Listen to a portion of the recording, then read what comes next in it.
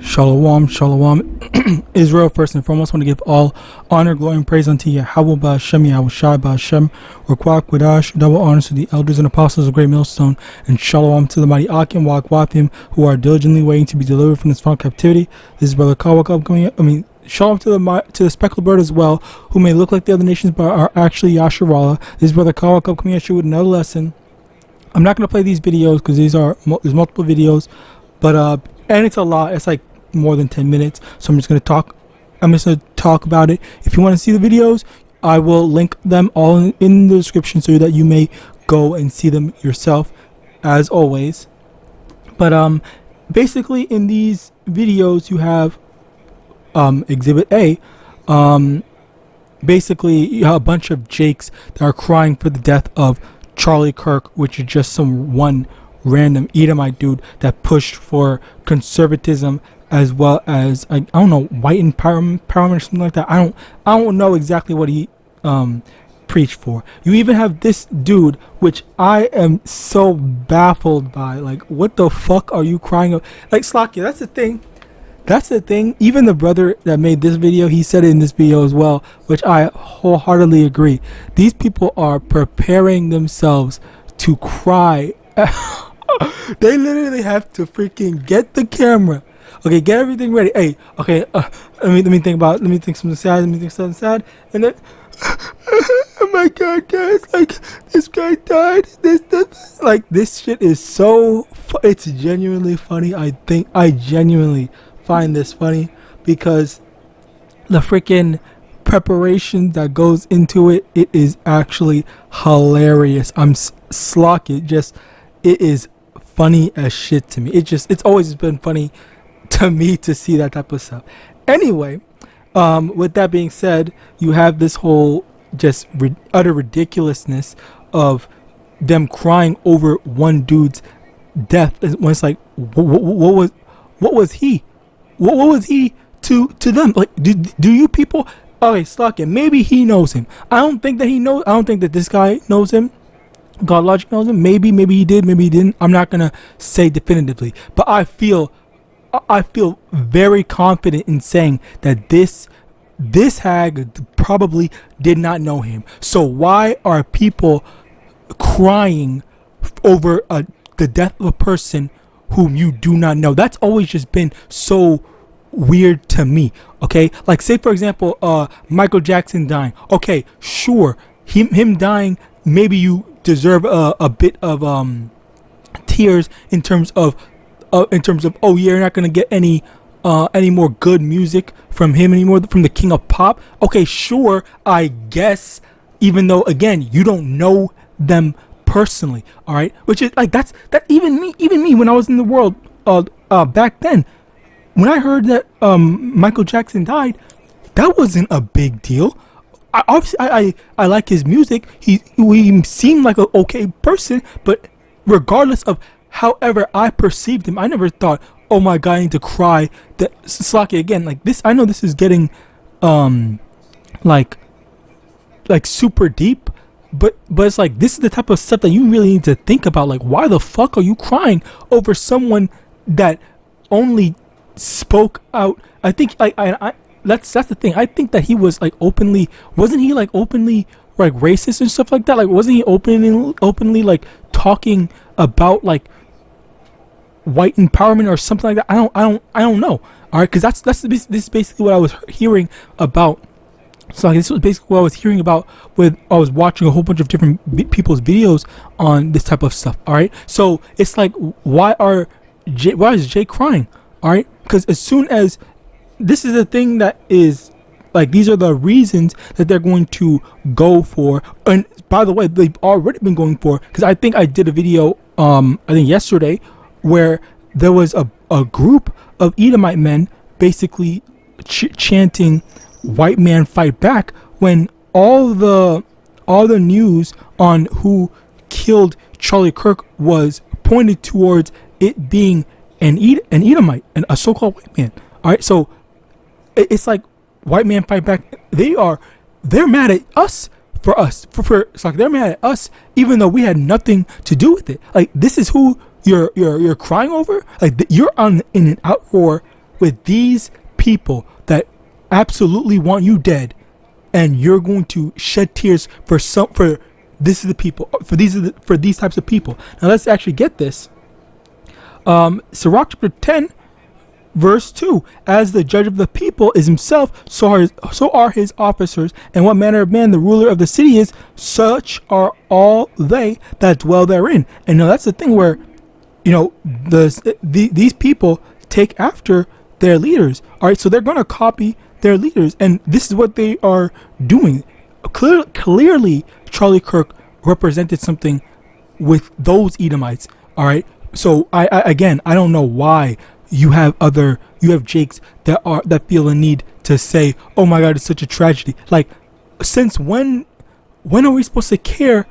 Wait, Slock, it's ridiculous to me. Anyway, more videos. There was this video, Slocky. There was this video where this dude was basically saying like he was a husband, he was a father, he was this, he was that, he was a Christian. Like, okay, all right. Like, how many times do our people get put to death? All right, and then that's just another statistic. All right, that's just another thing that happens. He shouldn't have been what's the word? He shouldn't have been resisting. All right, they love to say that. They love to what's the word? Just blame us for existing. Blame us for constantly being the victim, being the target of Esau's hatred. All right, so like this is the type of stuff that's going on around here, and like we are, we're as a result of that we have to feel sympathy for that, sympathy that they hate us. And also there was one thing, let me get this. Isaiah chapter 5 verse 23 would justify the wicked for reward and take away the righteousness of the righteous from him. Okay, so all that we are never justified for any of the things that we do, whether we be in the right or in the wrong. But you have Jake, you have Esau, that's always going to find some way to justify Esau, and that's been a growing trend. All right, because let's say, for example, if let's say a so-called Israelite or a so-called black man, Slovakia, if a so-called black man robs a bank, all right, or robs a store, whatever, and people are going to say, oh, of course all black people are like that, all black people do this, all black people do that. But then when you see an Edomite school shooter or a so-called white person shoot up a school, and it's like, oh man, he was so deeply troubled. All right, that's the exact same thing. That's basically what's going on right here, where they're justifying. They're always going into Slovakia. They're always going in to justify Esau Edom. They are completely disqualifying, the Edomites are disqualifying the fact that one of their own killed Charlie Kirk. All right, so it's like, what do you? And Slocky, that's the thing. There is no logic here. So I'm over here trying to make sense of it all, but there is no sense. This is the sense.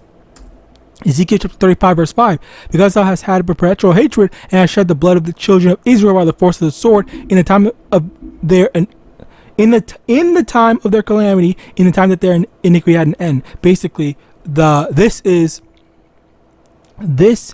what what's the word, caused them to hate us and caused them to always view us as the problem, even when they are clearly the problem. All right, so whenever something bad happens, it's blame it on Jake. Whenever something bad happens, whenever we do something, still blame it on Jake. All right, like this is ridiculous. All right, now continuing on, let's get. Actually, let's check this video out. Are defending and supporting and Slocky, I now remember. Okay, so yes, another thing about this is that this is basically that whole plantation Christianity, quote unquote, in the sense of Christianity in general, because Christianity is honestly what Esau made it to be. That Christianity is modern Christianity, I'll say, because Christianity really is supposed to be Christianity is actually supposed to be, I think it's, what's it called? Yeah, is a derogatory term specifically, it's like the equivalent of the N-word, and specifically for us Israelites. That's what a Christian's supposed to be, like as if like a follower of Christ, like your derogatory term, like N-word that follows Christ. That's basically what it was originally intended to be, but they took that and made it to be a religion where the religion is not based off the scriptures. It's more so based off of the whitewashing, I guess. Let's use that term, whitewashing of what the scriptures actually say, because the scriptures is not, oh, now everyone is for everyone. It's only for, oh, love your enemies, obey your masters, and all that stuff. Right? That's basically what this white Christianity is, and this is how they've always been, as is what her caption says. Okay, I forgot what she said in the video, but this was definitely another thing that I thought was important to add, simply because, yeah, this is basically white Christianity, where when their people, suffer as a result of it. What's talking? Let me rephrase that. When our people suffer, then it's like, oh man, I'll pray for you. Oh this, oh that. I feel so sorry. X, Y, and Z. Or if at all, because if whenever something bad happens, then either they'll do that or they won't even care at all. It's just not even their business. Or the other side of it is that they will what's the word? They will show that fake sympathy and stuff like that, but let it happen to them. Let them be the victims of some sort of, hate or whatever. And then it's like, oh, we cannot allow this to happen. We need to stand up. We need to do this. All right. Where like that's literal hypocrisy. So for us Israelites, okay, when they wronged us, when they hurt us, when they enslaved us, all right, it's all about, okay, forgiveness, this, that, and the third. But when it's the other way around, when they get wrong, when something happens to them, that's when they say, we have to fight back, we have to do this. All right, that was in one of the Boondocks episodes, in the Martin Luther King episode, when Martin Luther King, when he said, when he was in an interview in the early on in the episode, they said, what do you think should be done to the people that are attacking America or whatever? I think it was Iraq or something like that. And then Martin Luther King, he said, we should turn the other cheek and stuff like that. We need to stop the violence. And everyone hated him for that. Everyone hated him for using their Christian values to apply for how they should respond to being wrong. So now he's the one in the wrong. But again, when their people get attacked, all right, when their people get attacked, then it's a big deal. They need to fight back. We need to do this and that. We need to correct things. But if our people get attacked, just take it and shut up. All right. Slacky, being so long-winded, sometimes the word is hard to come out. Proverbs 29 verse 2, when the righteous are in authority, the people rejoice, but when the wicked beareth rule, the people mourn. Okay, so you have Slacky, that was another thing. In terms of our leadership, all right, this is another thing that a brother had done a lesson on, and I did a lesson on this, so I'll briefly mention this. In terms of people mourning, okay, there were people that were celebrating his death. There were people that were saying like good riddance, and or people like me who just didn't care and I didn't even say that I was happy. I didn't say I was sad. I didn't say any of that. Okay, I just kept my opinion on it to myself. All right, and I'm still gonna keep my opinion on it to myself. But the thing about this is that for the people that chose to express themselves, like how can someone be happy that someone righteous? It's like, how can someone be happy that someone wicked was put to death? All right. So if they viewed him as wicked, all right, as for the people that were actually celebrating his death, okay, so how are you going to be mad at someone who said who how are you going to be mad at someone who was basically expressing that, okay, well, number one, freedom of speech. I thought, where did that go? Okay, now we're not allowed to say what we want. We're being policed on the things that we say now. I thought we had freedom of speech, which, by the way, again, that's more hypocrisy. Whenever people say, and I only know one Jake that actually openly, celebrated him. I think he tweeted it and he deleted it. It was not a brother. It was someone in the world. All right. But basically, for him, it was just a random tweet that I saw, by the way. It wasn't anyone that I actually knew. But the thing is that when he tweeted that, he got backlash and he had to delete the tweet. And like, okay, so now why is it that these people speak and say, oh, we have freedom of speech, this is the greatest country ever, X, Y, and Z. All right, but then, like, whenever someone tries to exercise that freedom of speech, you have a million different people ready to police the things that he say. All right, so like, freedom of speech isn't actually real, and also on top of that, that's going to be the leading thing to censorship, because also DJT was also talking about censoring people. All right, that was another big thing where he was saying that he doesn't like what people are talking about and saying about the ish people. All right, and also he doesn't like this. So these are the things that we are keeping an eye out. These are the things that we're looking out for, where we have to be aware of what they're doing and how people are just, the hypocrisy and the unfairness.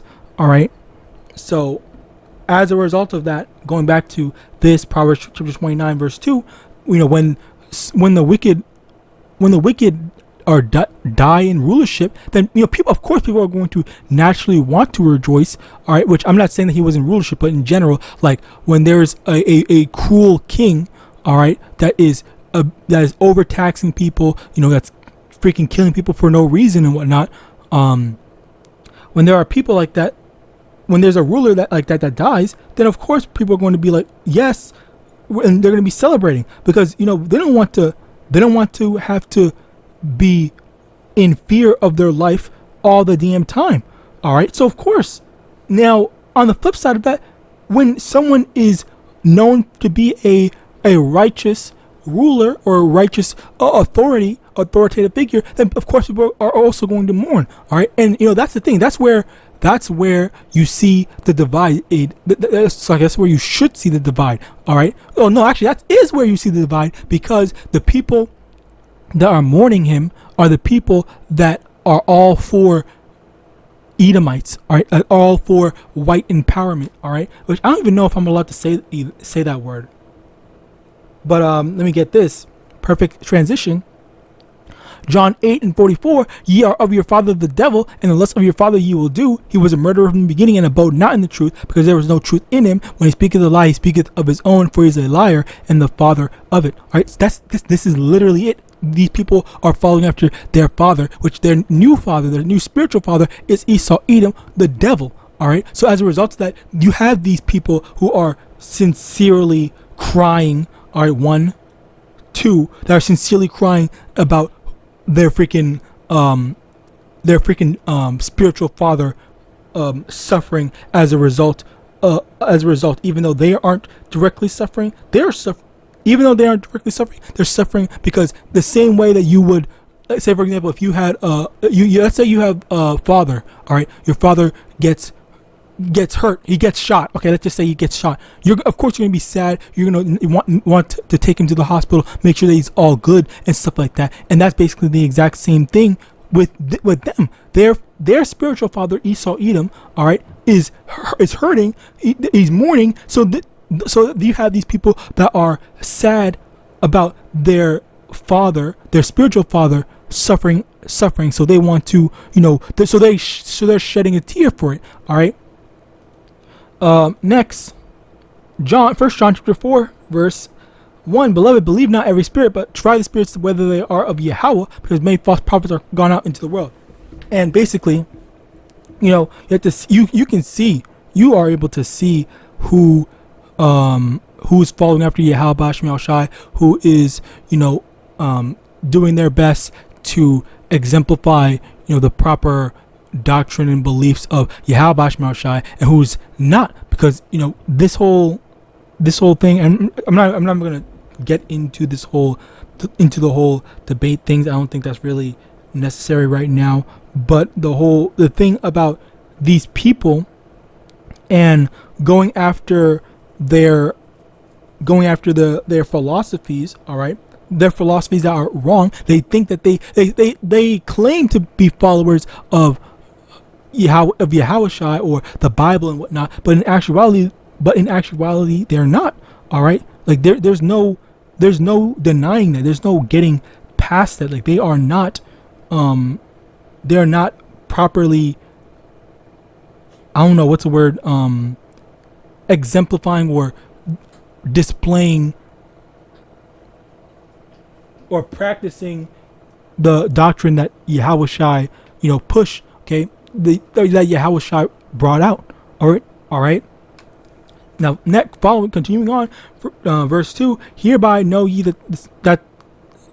verse 2. Hereby know ye the Spirit of Yahweh. Every spirit that confesseth that Yahawashi HaMashiach is come in the flesh is of Yahweh, and every spirit that confesseth not that Yahawashi HaMashiach is come in the flesh is not of Yahweh. And this is the spirit of Antichrist, whereof ye have heard that it should come, and even now, Slakia, already is it in the world. All right. Let me also get